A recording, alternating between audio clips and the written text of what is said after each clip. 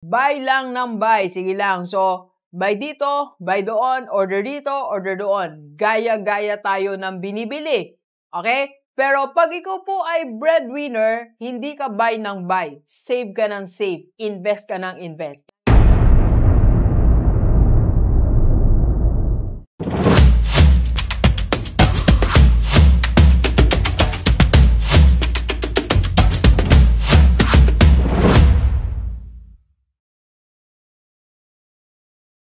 Universe, pag breadwinner ka, dapat iba kang mag-isip. Let's go, let's go.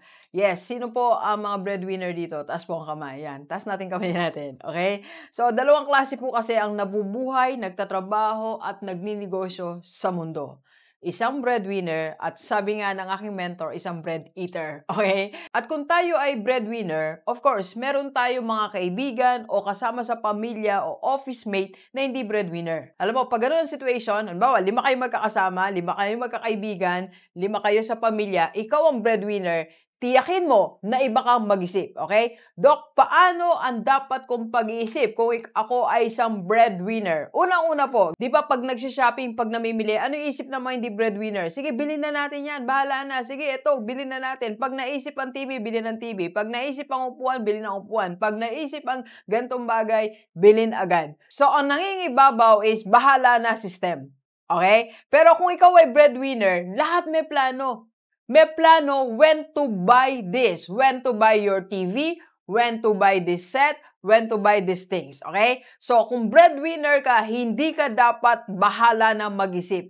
Dapat lahat ng binibili mo, ginagastos mo, may plano, and that is when, okay? Alam mo kung kailan.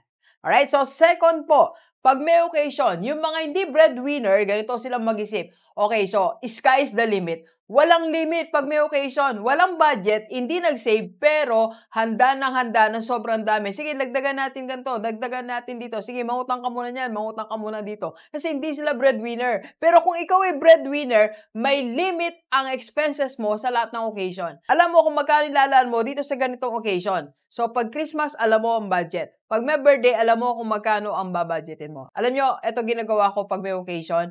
Ngayon pa lang nagsisave na ako for our Christmas. Meron po akong isang account na pang Christmas lang yon. So, yung isa sa mga pamangkin ko, like siya naguhulog doon once a month. Alam niya yon na ito pang Christmas ng family namin. Okay? So, may limit kasi ang expenses kaya pinagandaan po yan. Okay? Third, pag may emergency, pag may kailangan, o kung magkakaroon ng emergency, pag hindi breadwinner, ganito mo ang pag-iisip, manghiram na lang ako. Tatawag na lang ako kay nandiyan naman yung magulang ko, nandiyan naman yung kapatid ko, nandiyan naman yung kaibigan ko. Pero pag ikaw ay breadwinner, you take responsibility. Lahat ng emergency, ikaw may responsibility. Ikaw ang umaako sa lahat ng emergency. So, kaya as a breadwinner, meron kang emergency fund. Okay? Alright? And number 4, buy lang ng buy. Sige lang. So, buy dito, buy doon, order dito, order doon. Gaya-gaya tayo ng binibili.